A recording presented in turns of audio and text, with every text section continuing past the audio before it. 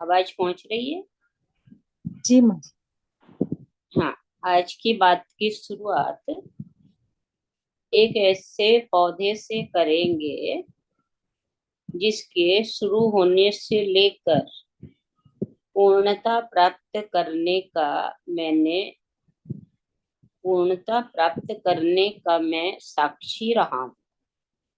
ये एक संयोग ये एक संयोग ही रहा कि जिस दिन पौधे की कलम लगाई गई उस दिन मैं भी पौधे के करीब था। और जिस दिन उस कलम से पहली डाली फूटी तो उसके उस अंकुर का भी दृष्टा रहा। जिन दिनों उस डाली से पत्ते और कांटे निकल कर आए हमने उनको निहारा।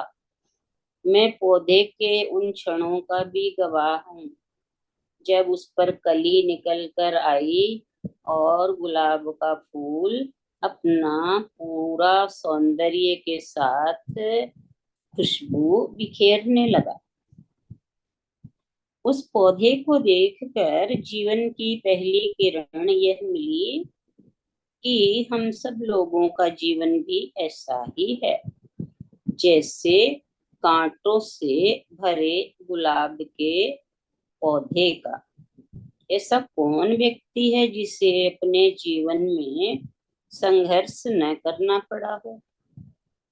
धरती पर कौन है वैसा जिसे अपने जीवन में असफलता का सामना न करना पड़ा हो?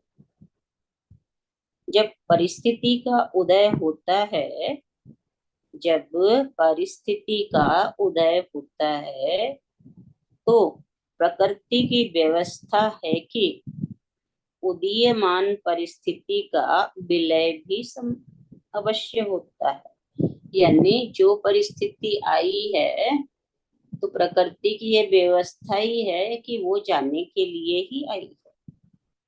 प्रकृति परिवर्तन धर्म है। जब एक बात तय है कि जो जन्मता है उसकी मृत्यु अवश्य होती है। जो फूल खिलता है वो मुरझाता भी है। जो सूरज उगता है वो अस्त भी होता है। जहाँ संयोग है वहाँ वियोग भी। जहाँ सुख का कमल है वहाँ दुख का दलदल भी है।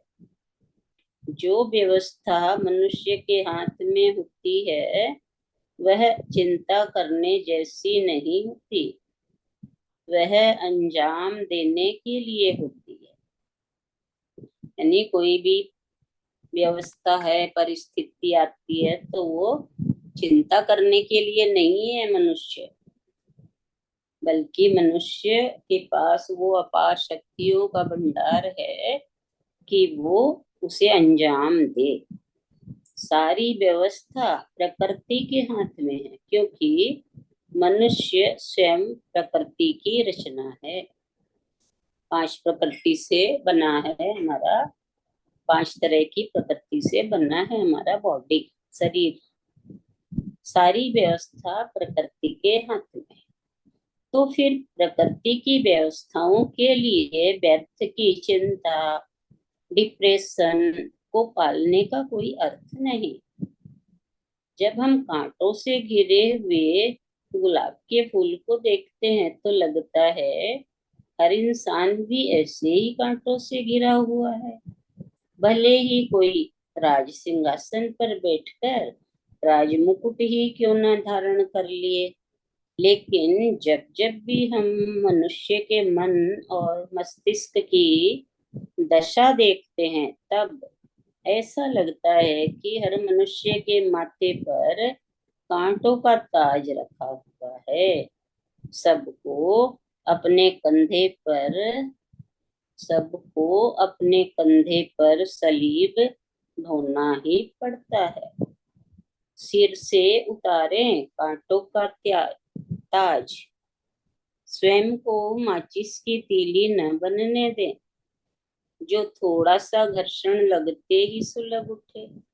चिंता करने वालों के लिए लिखी गई है ये लाइन कि स्वयं को माचिस की तीली की तरह न बनने दें जो थोड़ा सा घर्षण से सुलग उठे, खुद को शांत सरोवर बनाए, जिसमें दूसरों की जलती तीली भी बुझ जाए। अतीत में कभी जीसस के सिर पर कांटों का ताज और पीठ पर सलीब रखा गया था, लेकिन वह बात तो एक शहादत की हुई। आज हम में से हर किसी इंसान ने अपने माथों पर कांटों का ऐसा ही ताज पहन रखा है कि जिसे आदमी उतारना भी चाहे तो उसे उतारने का तरीका नहीं आता। कांटों का ताज किसे कहते हैं?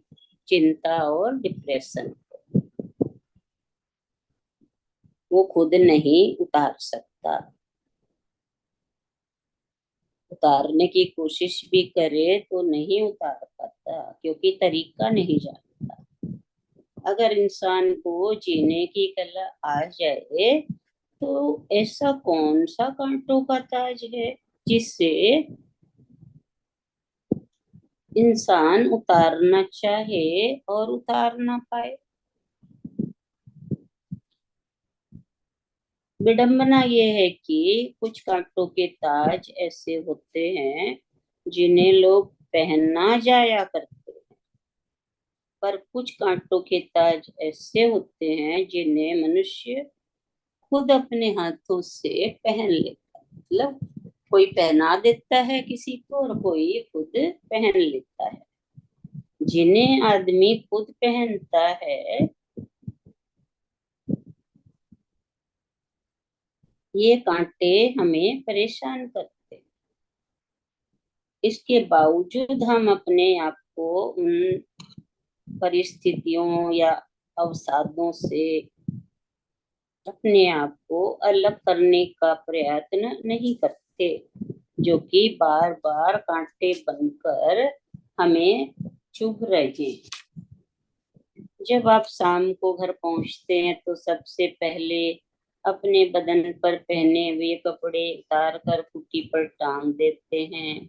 लुंगी पहनकर हल्का महसूस करते हो।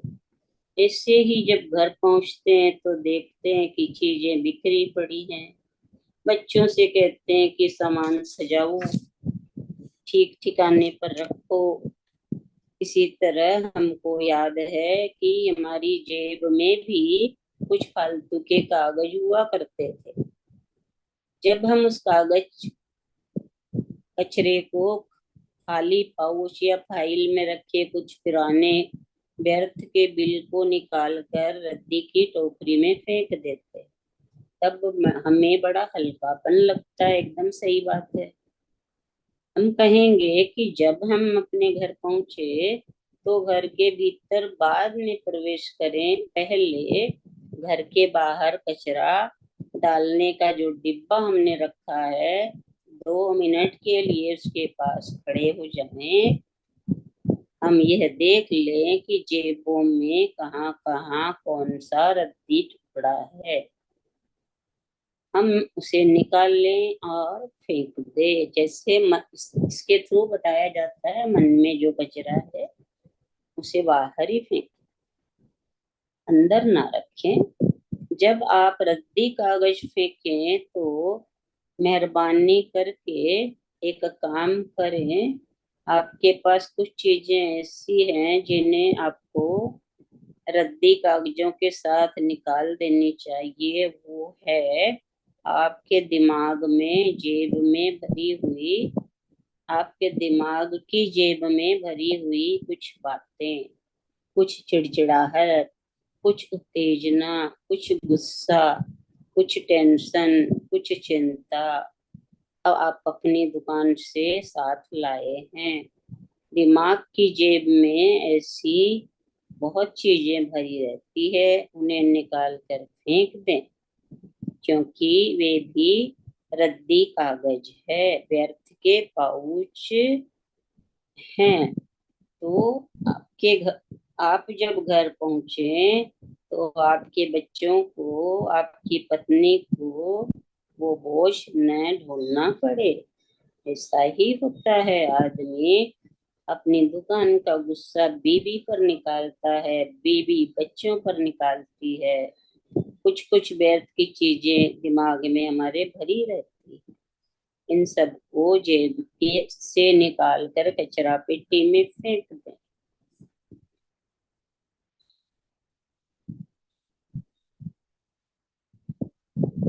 जब घर पहुंचो तो तुम्हारी पत्नी को इतना सुकून होना चाहिए, उसे महसूस हो कि तुम घर पहुंचे हो। तनाव, घुटन, चिंता जैसी बीमारियों को लेकर घर पहुंचे तो पत्नी भी मन में टेंशन लेने लगेगी, उसके भी टेंशन घर करने लगेगी, चिड़चिड़ी हो जाएगी, झुंझलाएगी और सोचेगी अच्छा होता मेरा पति और 2 घंटे बाहर ही रहता। इतना ही ललित एक पैराग्राफ और है, ये पूरा करके अगर कोई त्याग करना चाहते हैं, व्रत करना चाहते हैं, तो सबसे पहले ये अनुष्ठान करें कि जो कचरा भीतर है उसे बाहर निकाल दूं। आज से, अभी से,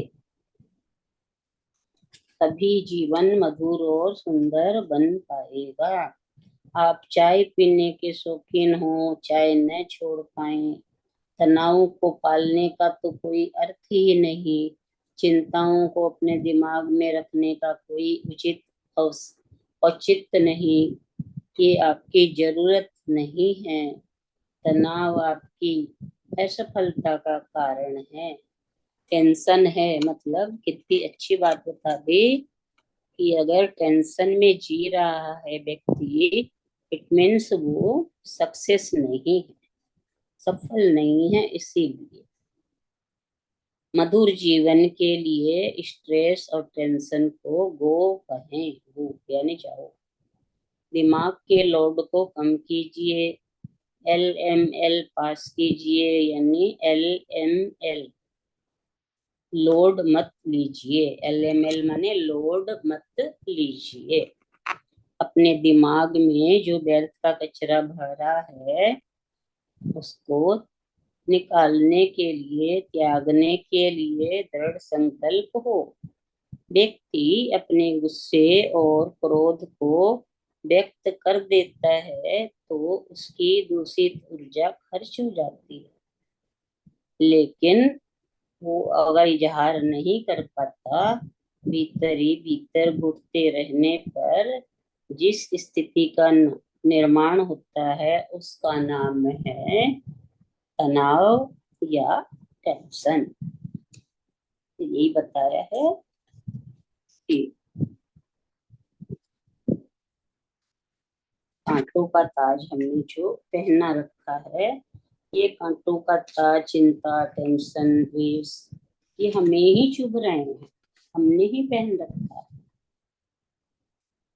तो इन्हें कैसे उतारना है ये हमें इस लेसन से बताया गया। और सबकी अवस्था ऐसी है, ये कांटों का ताज सभी के सिर पर होता है, लेकिन ये सत्संग की औषधि जो ले रहे हैं उससे होश भी आता है कि हम अपने जीवन के प्रति क्या कर रहे हैं। औषधि होश लाती है और दवा दवा का भी काम करती है। हम अपने टेंशन को, चिंताओं को जो भरी पड़ी है हमारे अंदर, रद्दी के कागज की तरह निकाल फेंकें। हरिओम।